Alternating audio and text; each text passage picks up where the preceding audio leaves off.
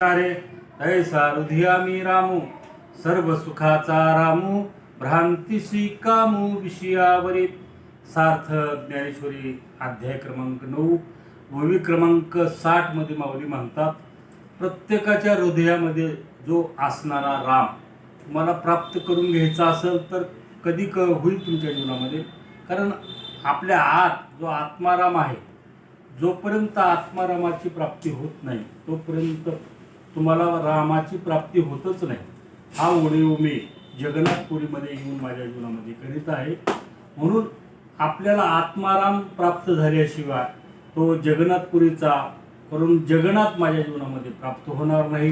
म्हणून आपल्या जीवनामध्ये प्रत्येक मनुष्याने आधी आपल्या आत्मारामाची प्राप्ती करून घ्यावी, त्यावेळेसच भगवंताची प्राप्ती होत असते, असं माऊली या ओळीमधून सांगतात. रामकृष्ण हरी.